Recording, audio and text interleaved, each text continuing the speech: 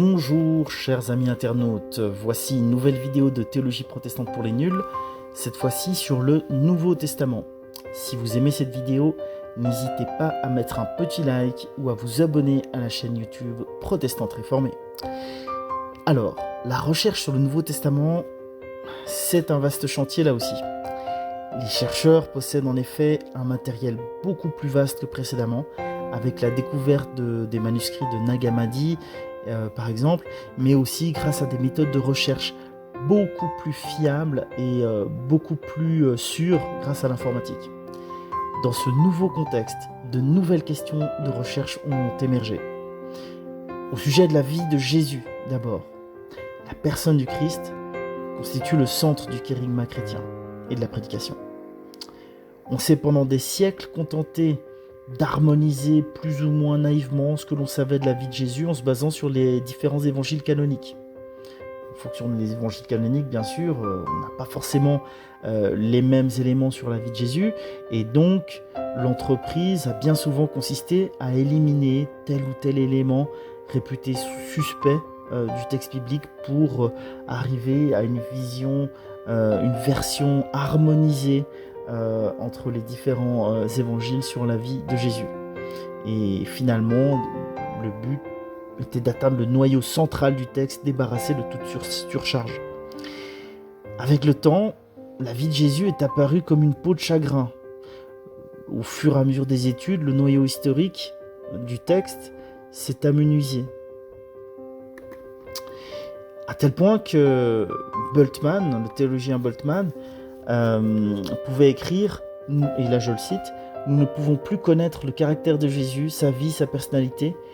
Il n'y a pas une seule de ses paroles dont on puisse démontrer l'authenticité. » Alors, pas tout le monde ne partage l'avis de Bultmann sur le Jésus historique, que l'on soit plutôt conservateur ou plutôt libéral. Voilà, pas tout le monde n'avait ce même avis.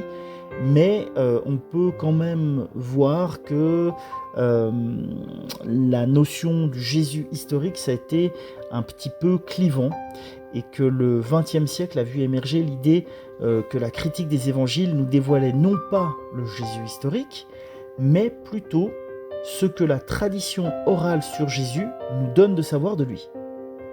Je m'explique. On peut accéder à cette tradition orale grâce à l'analyse littéraire et pré-littéraire des formes qu'a revêtues cette tradition. Alors, lorsque l'on parle d'analyse pré-littéraire, on reconnaît implicitement le caractère secondaire des épisodes qui encadrent l'enseignement de Jésus. On reconnaît également une certaine exactitude dans les traditions qui ont été transmises par les écoles judéo-chrétiennes. Avec cette nouvelle manière de voir les choses, le caractère historique et géographique qui varie d'un évangile à l'autre n'a pas de valeur biographique en lui-même. Il sert de support à un récit qui est construit. Les éléments narratifs et didactiques du récit vont nous permettre d'avoir des renseignements plutôt directement sur la foi des premières communautés évangéliques, plutôt que sur le Christ historique lui-même. Et le chercheur Käsemann nous rappelle que dans cette nouvelle situation, il y a une espèce d'urgence existentielle pour le christianisme à continuer inlassablement à chercher le Jésus historique. Et pour lui, on ne peut pas rester dans une situation où un mythe remplacerait l'histoire et où un être céleste remplacerait Jésus. On peut rajouter toutefois que grâce au nouveau manuscrit de Nag Hammadi ou par exemple Papyrus Bodmer, pour citer un autre exemple, on peut mieux analyser le conditionnement social qui a permis la transmission des récits sur le Christ. Et on voit apparaître la dimension d'un Jésus qui est en relation finalement avec les hommes de son temps. Et après avoir vu les questionnements récents du Nouveau Testament sur la vie de Jésus, c'est aussi très important de voir qu'il y a des questionnements sur l'herméneutique du Nouveau Testament qui sont apparus récemment et qui posent question. Petit rappel, l'herméneutique, c'est l'ensemble des problèmes relatifs à l'interprétation et à la compréhension du contenu d'un document écrit. Pour faire simple, le but de l'herméneutique, c'est de dégager la signification de ce que le texte dit. Et la problématique, c'est que toute signification est dans une certaine mesure relative à l'individu qui le lit. Un sens doit toujours être intégré dans une problématique existentielle.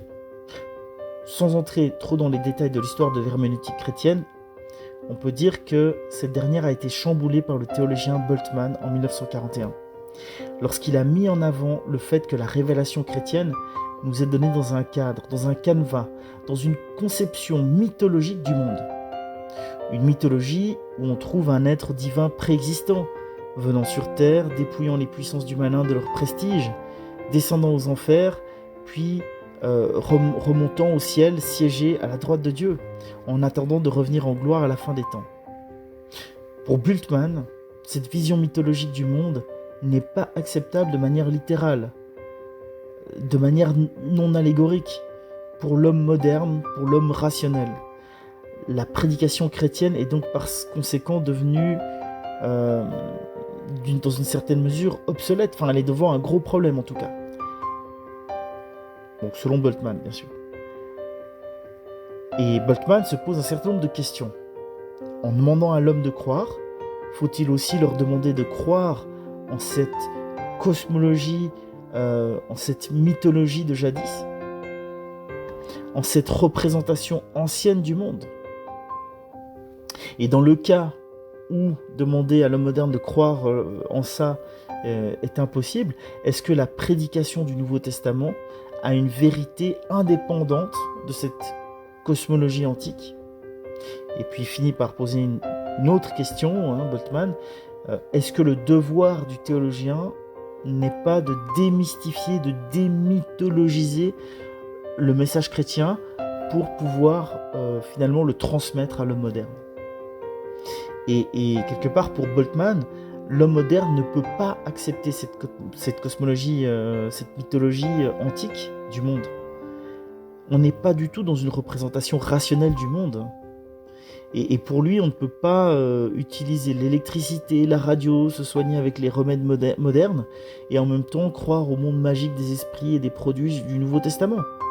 Pour lui, il y a une impasse là. Pour lui, c'est impossible de concilier ces deux dimensions. Et imaginer simplement que ce serait possible, ça rendrait, selon lui toujours, incompréhensible et impossible la prédication chrétienne. Il y a une opposition frontale entre la rationalité du monde moderne et le monde antique, magique, mythologique qui se trouve dans la Bible. Alors, face à ça, la solution de Bultmann, c'est de démythologiser la Bible. Il ne s'agit pas de trier ce qui est acceptable ou non dans la Bible, mais tout simplement de réinterpréter le tout.